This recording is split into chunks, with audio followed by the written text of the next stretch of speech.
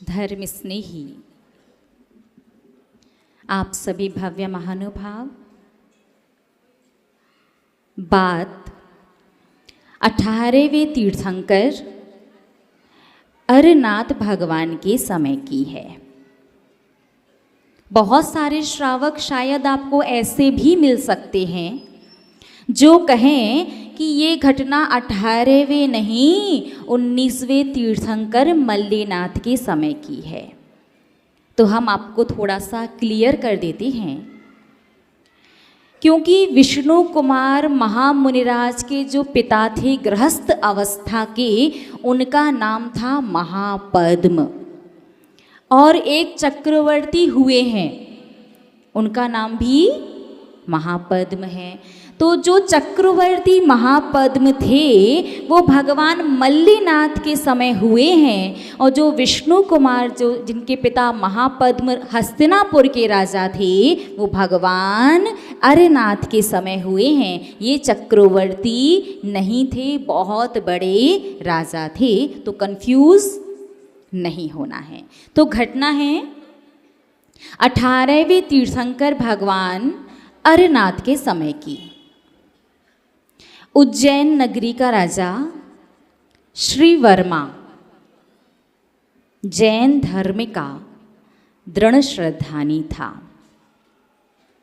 उसके 4 मंत्री बलि, प्रहलाद, नमुची और बृहस्पति, चारों ही मंत्री जैन धर्म के विरोधी थे। उज्जैन नगरी में अकंपनाचार्य मुनि महाराज अपने 700 शिष्यों के साथ पधारे। अकंपनाचार्य ने उज्जैन नगरी में पहुंचने के बाद कुछ ऐसा आभास किया कि यदि मुनि महाराज यहाँ पर बोलेंगे तो विवाद और संघ पर संकट आएगा। इसलिए उन्होंने अपने सभी शिष्यों को मौन दे दिया कि कोई भी दर्शन करने आए, राजा हो चाहे मंत्री, किसी को भी नहीं बोलना है, सभी का मौन है। पूरा संघ विराजमान था। राजा अपने मंत्रियों के साथ पहुंचा, सभी के दर्शन किए, उपदेश सुनने की भावना भी व्यक्त की, लेकिन सभी का मौन था। मंत्रियों ने उपहास उड़ाया कि इन मुनि महाराज को कुछ आता जाता नहीं है, इसलिए ये बोल नहीं रहे, ताकि इनकी मूर्खता प्रकट ना हो जाए। फिर भी कोई मुनि महाराज नहीं बोले। वो राजा मंत्रियों के साथ मुनियों के दर्शन करने के बाद जब वापस लौट रहा था, एक श्रुत सागर नाम के मुनि महाराज को नहीं पता था कि उनके गुरु की आज्ञा है मौन रहने की। वो आहार चर्या के लिए गए थे, आहार करके आने में थोड़ा सा उन्हें विलंब हो गया था। वो रास्ते में राजा और मंत्री को मिल गए। मुनिराज को नहीं पता मौन है। मंत्रियों ने उपहास उड़ाया कि देखो सामने एक तरुण बैल चला आ रहा है। तरुण का मतलब जवान। मुनि महाराज ने कहा स्यात्। क्या कहा? स्यात्। स्यात् शब्द का अर्थ क्या है? जब राजा ने मुनि महाराज से पूछा तो मुनि महाराज ने कहा, देखिए राजन, ये जीव अनादिकाल से संसार में है, तो हो सकता है शायद पहले हम कभी बैल की पर्याय में हों, और बैल जवान भी होता ही है, उसकी जवानी वाली दशा आती है। तो हमने भूतपूर्व अवस्था की वजह से कहा स्यात्, हम हो सकते हैं किसी भाव में जवान बैल रहे हों। मंत्रियों को मौका मिल गया। अपने आप को बड़ा विद्वान समझते थे वो मंत्री। मुनि महाराज चारों अनुयोगों के ज्ञाता थे। ध्यान रखना, यत्र तत्र से यदि आपने थोड़ा सा ज्ञान प्राप्त करके उसका अहंकार करोगे, यदि ज्ञान को विवाद का विषय बनाओगे प्रभावना के स्थान पर, तो हमेशा क्या होगा? यदि समीचीन गुरु के पास पहुंच गए, जिन्हें चारों अनुयुगों का सही ज्ञान होगा, तो उनके तर्क के माध्यम से आपको पराजित होना ही पड़ेगा। मंत्रियों को मौका मिल गया, क्योंकि मुनि महाराज ने कहा कि हो सकता है भूतपूर्व की अवस्था के हिसाब से आप कह रही हो कि हम तरुण बैल। तो मंत्रियों ने कहा, मुनिराज एक बात बताओ, क्या आप पुनर्जन्म को मानते हो? क्योंकि पुनर्जन्म आंखों से दिखाई नहीं देते। तो मुनि महाराज ने पूछा, एक बात बताओ, जो आंखों से दिखाई नहीं देता वो सत्य नहीं होता क्या? मंत्रियों ने कहा, हाँ, आंखों से जो दिखाई नहीं दे रहा वो सत्य नहीं होता। तो मुनिराज ने कहा, एक बात बताओ, आपके माता पिता का विवाह हुआ था? हाँ हुआ था। आपने आंखों से देखा क्या? बात समझ में आई? मुनि महाराज ने कहा, आपके माता पिता का विवाह हुआ था? आपने कहा हाँ हुआ था। आपने आंखों से देखा क्या? नहीं देखा। फिर भी सत्य है ना? इसका तात्पर्य है भले ही हर चीज आंखों से दिखाई ना दे, तो फिर भी सत्य हो सकती है। वो मंत्री निरुत्तर हो गए, उन्हें पराजित होना पड़ा और उन्हें लगा कि मुनि महाराज ने हमारा अपमान कर दिया, जबकि मुनिराज का अपमान करने का भाव नहीं था। वो तो समाधान कर रहे थे।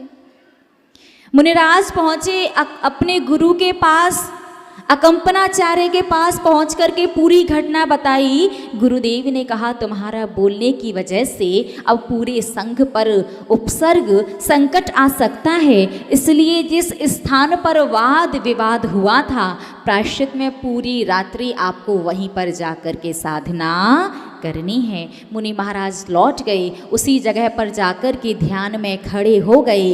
रात्रि के समय मंत्री लोग जब पूरे संघ पर उपसर्ग करने की भावना से निकले कि मुनि महाराज ने हमारे राजा के सामने अपमान कर दिया है, तो मुझे तो बदला लेना है।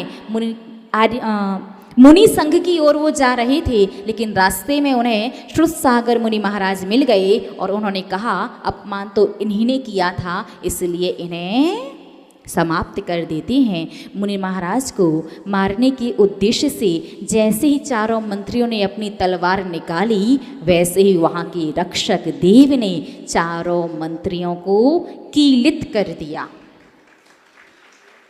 कीलित समझते हो क्या? हाँ, वो खेलते ना स्टॉप वाला गेम, हाँ वही, उसी पोजीशन में वो बंध गए कीलित रिद्धि से।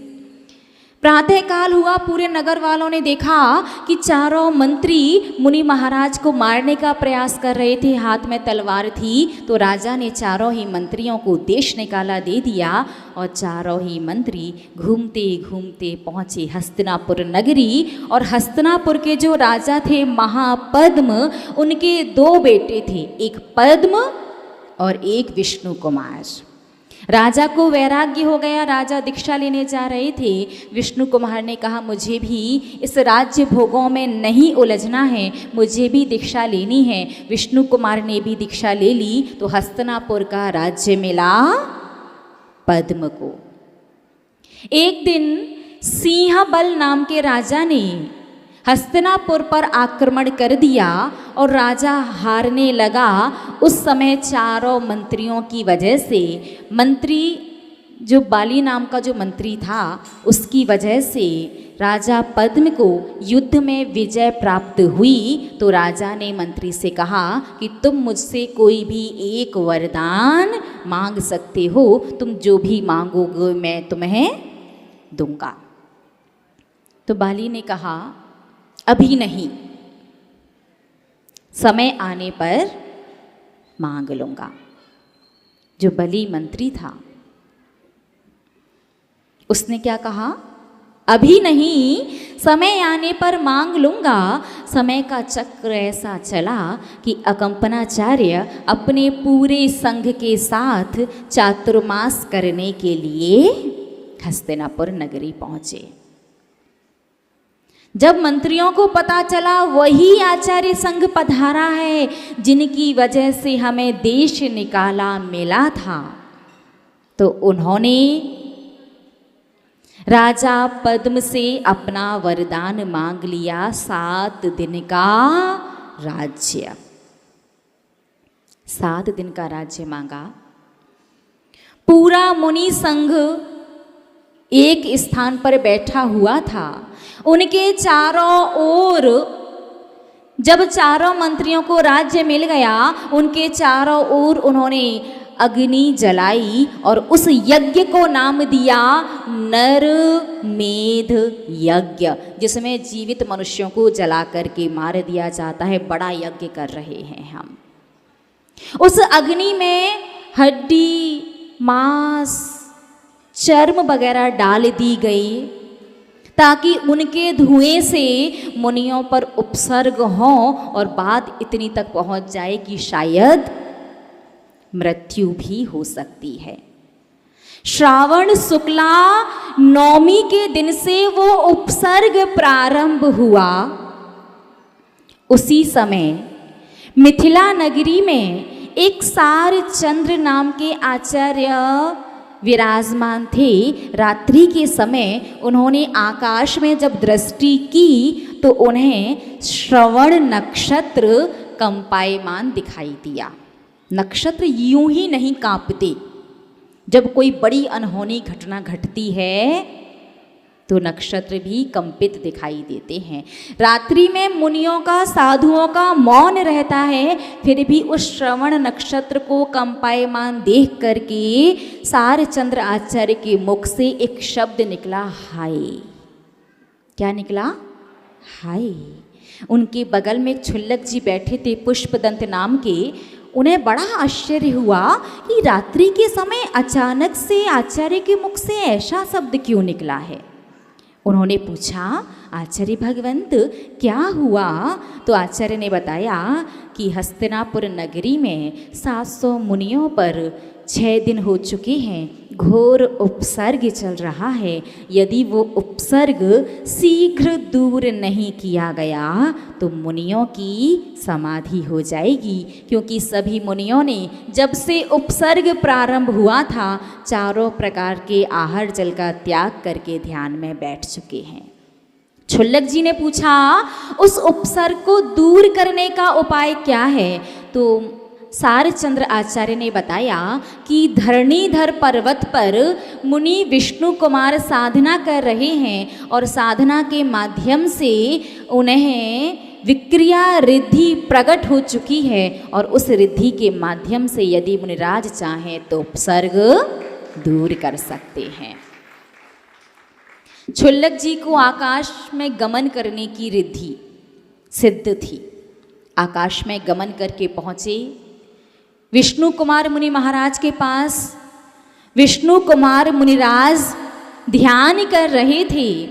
उनसे जाकर के छुल्लक जी ने कहा, अरे भैया ध्यान बाद में करना, मोक्ष तो थोड़ा बाद में भी जा सकते हैं, अभी धर्म को आवश्यकता है आपकी। 700 मुनियों पर हस्तिनापुर नगरी में उपसर्ग हो रहा है, उस संकट को दूर करना है। विष्णु कुमार मुनिराज ने अपना ध्यान विसर्जित किया, अपनी आंखें खोली। आंख खोल करके पूछा कि मैं कैसे उस उपसर्ग को दूर कर सकता हूँ। देखिए, एक सच्चे मुनि की साधना, साधु जब साधना करते हैं तो उनका पूरा ध्यान आत्म सिद्धि पर होता है, बाहर की लौकिक सिद्धियों पर नहीं होता। उन मुनि महाराज की साधना इतनी अच्छी थी कि उन्हें विक्रिया आदि अनेक रिद्धियां प्रकट हो गईं और उन्हें पता भी नहीं था।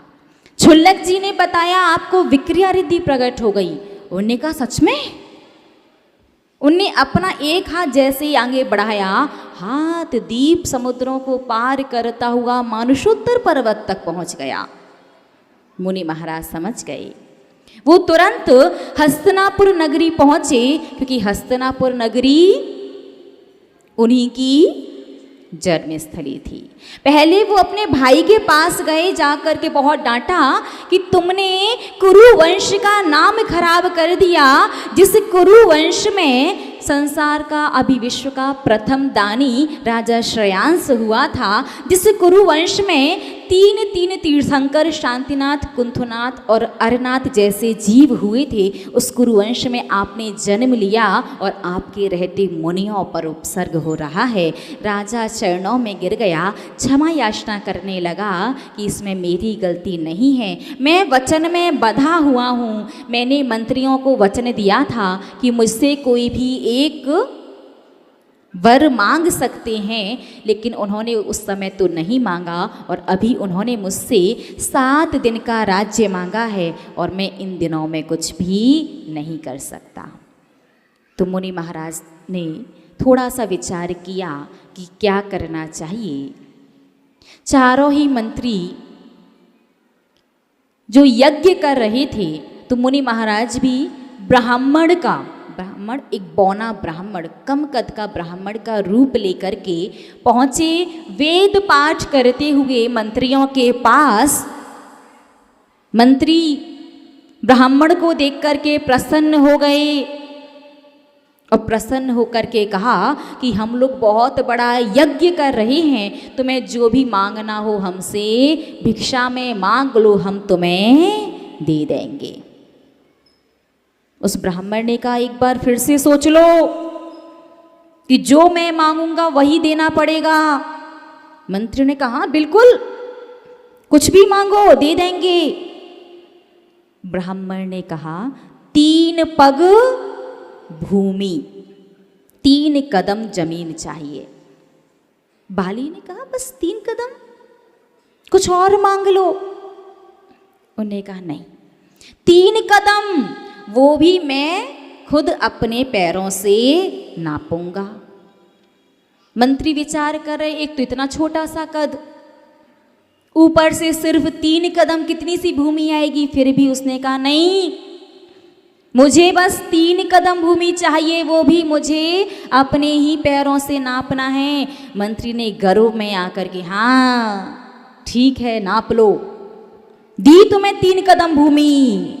जैसे ये बोला, विष्णु कुमार मुनि महाराज ने विक्रिया रिद्धि से अपना शरीर इतना बड़ा कर लिया कि पहला कदम सुमेरु पर्वत पर और दूसरा कदम मानुषोत्तर पर्वत पर, 2 कदम में पूरी भूमि नाप ली। 2 कदम में पूरे 2.5 द्वीप नाप लिए और वो पूछा अब बोलो मंत्री, तीसरा कदम कहाँ रखूं। मंत्री डर से कांपने लगा, बार बार क्षमा बोलने लगा। मुनि महाराज शांत हुए, उन्होंने अपनी विक्रिया को समेटा, क्योंकि अब हस्तिनापुर उन्हीं के अधिकार क्षेत्र में आ गया था, तो उन्होंने उस उपसर्ग को दूर करने का उपाय किया। मुनि महाराज का श्रावण शुक्ला पूर्णिमा के दिन वो उपसर्ग दूर हुआ। सभी श्रावकों ने अपने अपने घरों में चौके लगाए। आज मुख्यतः से साधुओं को आहार दिया जाता है। चौके लगाए, लगातार 6 दिन से वो हड्डी, मांस, चर्म, चमड़ा वगैरह का जो धुआं था, वो नाक से जो उन्हें इनहेल किया था, उसकी वजह से गले में बहुत ज़्यादा तकलीफ हो गई थी। तो सभी श्रावकों ने आहार में बनाई थी खीर। क्या बनाई है ना, आज आप लोगों को भी मिलेगी, घर पर बनी होगी शायद। और वो क्षीरान्न का आहार मुनि महाराज को दिया।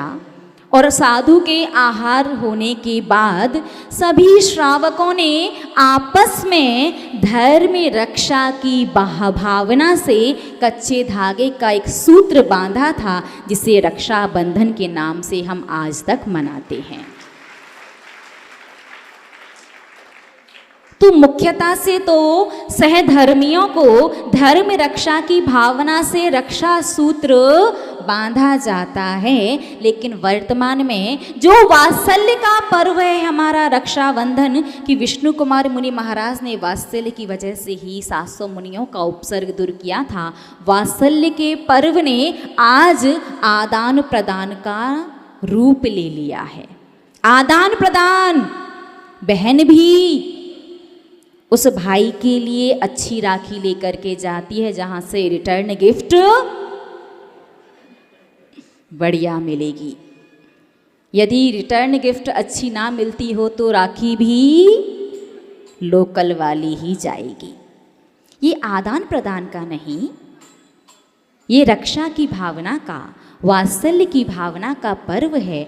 यद्यपि रक्षा सूत्र आपस में भी बांधा जा सकता है, क्योंकि मुनियों के आहार होने के बाद सभी समाज वाले वहाँ के श्रावकों ने जिस जिस चौके में आहार हुए थे उन श्रावक को रक्षा सूत्र बांध करके आपस में भावना व्यक्त की थी कि धर्म पर जब भी संकट आएगा सबसे पहले हम लोग आकर के धर्म के उस संकट को दूर करेंगे।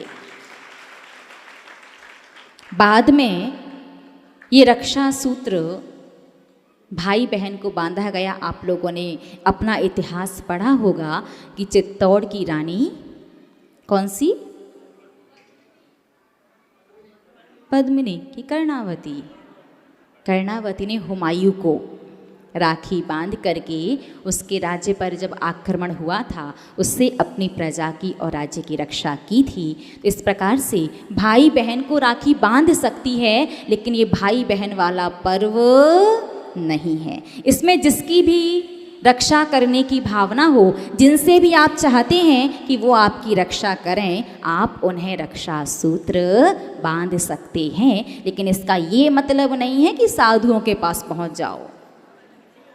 साधु के पीछे में रक्षा सूत्र नहीं बांधा जाता।